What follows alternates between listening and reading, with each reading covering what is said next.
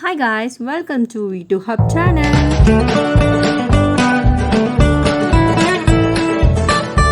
Hi guys, పాండమిక్లో మీకు ఒక healthy recipe చేసి చూపించబోతున్నాను టమాటా రసం.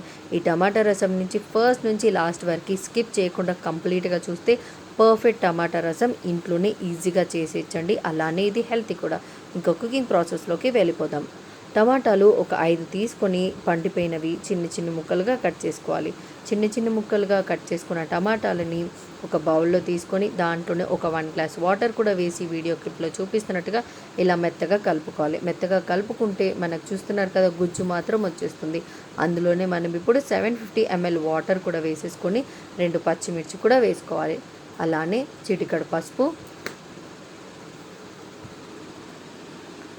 రుచికి సరిపడినంత ఉప్పు కూడా వేసేసుకొని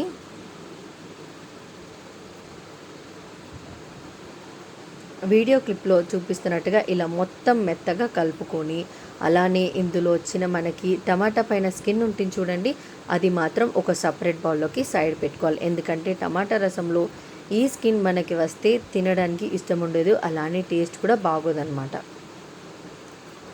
నేను నాటి టమాటా తీసుకోలేదండి, అందుకే నాకు పులుపు సరిగ్గా సరిపోలేదు. అందుకే నేను ఒక హాఫ్ గ్లాస్ చింతపండు రసంని ఇందులో మళ్ళీ యాడ్ చేస్తున్నాను. ఒకవేళ మీ దగ్గర నాటి టొమాటోలు అవైలబుల్గా ఉండేటట్టయితే ఈ స్టెప్ని మీరు ఈజీగా స్కిప్ చేయొచ్చు. ఇప్పుడు ఈ చింతపండు టమాటాకి మొత్తం పట్టేలాగా ఇలా కలిపేసుకొని దీన్ని మనం ఇంకా స్టవ్ మీద పెట్టేసుకుందాం. స్టవ్ మీద మీడియం ఫ్లేమ్లో పెట్టుకొని మనకి టమాటా ఈ పచ్చిమిర్చి ఉంది చూడండి, పచ్చిమిర్చి మొత్తం 2 పచ్చిమిర్చి మెత్తగా అయ్యేంత వరకు మనం ఇలా మీడియం ఫ్లేమ్లోనే స్టవ్ మీద పెట్టుకోవాలి. ఒక 20 మినిట్స్ పడుతుంది. ఇప్పుడు ఇందులోకి మనం ఒక మసాలా చేసుకుందాము. జీలకర్ర ఒక 1 టేబుల్ స్పూన్, మిరియాలు ఒక 1.5 టేబుల్ స్పూన్, గార్లిక్ ఒక 15 తీసేసుకొని రోట్లో చిన్న రోల్ ఉంటుంది చూడండి, ఆ చిన్న రోట్లో ఇలా దంచేసుకోవాలి. కచ్చా పచ్చగా దంచుకుంటే సరిపోతుంది, మెత్తగా ఏం అవసరం లేదు. ఒకవేళ మెత్తగా కావాలని మిక్సీలో వేసేస్తే మనకి టమాటా రసం టేస్టే మారిపోతుంది అన్నమాట. ఇలా కచ్చా పచ్చగా దంచుకున్నాం కదా, ఈ కచ్చా పచ్చగా దంచుకున్న దాన్ని మనము ఆ టమాటా రసంలో ఆల్రెడీ ఇప్పుడు మెత్తగా అయిపోయినాయి 2 మిర్చి చూడండి, 2 మిర్చి మెత్తగా అయిపోయిన తర్వాత ఇప్పుడు ఈ పౌడర్ని మనం ఇందులో వేసేసుకోవాలి. ఇలా వేసుకున్న తర్వాత ఒక 2 మినిట్స్ పాటు ఇలా బాయిల్ చేసేసుకుంటే మనకి ఒక మంచి ఫ్లేవర్ వస్తుందండి. టేస్ట్ మాత్రం అద్దిరిపోతుంది. కానీ ఇంకా ఇది మొత్తం రెడీ అవ్వలేదు. ఇలా కలుపుతూ ఉండగా మనకి ఇది మొత్తం పౌడర్ ఉంది చూడండి, ఇవన్నీ దీనికి మిక్స్ అవ్వాలి మనకి టమాటా రసంలోకి. ఇప్పుడు దీన్ని మనము వగ్గర్న వేసేసుకుందాము. స్టవ్ మీద ఒక ప్యాన్ పెట్టేసుకోండి. ప్యాన్ కొంచెం వేడెక్కిన తర్వాత 2 టేబుల్ స్పూన్ ఆయిల్ సరిపోతుంది. ఆయిల్ కూడా వేడెక్కిన తర్వాత పోపు గింజలు కూడా వేసుకోవాలి. పోపు గింజలు మనకి మంచిగా చిట్టపటలాడాలండి, అలా మొత్తంగా వేపుకోవాలి.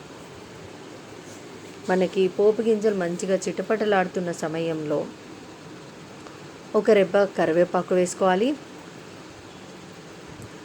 అలానే ఇంగువ ఒక 1 టేబుల్ స్పూన్, ఒక 1లో ఒక హాఫ్ టేబుల్ స్పూన్ వేసుకుంటే సరిపోతుంది.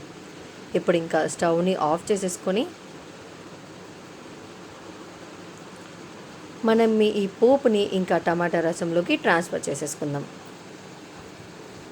అంతే అండి, ఇంకా మనకి టొమాటో రసం రెడీ. ఇల్లు మొత్తం ఎంత సువాసన వస్తుందంటే నమ్మరు మీరు, అంత సువాసన వస్తుంది. ఒక్కసారి మీరు కూడా ట్రై చేసి ఈ హెల్తీ రెసిపీని నాకు ఎలా వచ్చిందో కింద కమెంట్స్లో తప్పకుండా చెప్పండి. ఇంకా దీన్ని మనము సర్వింగ్ బౌల్లోకి సర్వ్ చేసేసుకుందాం.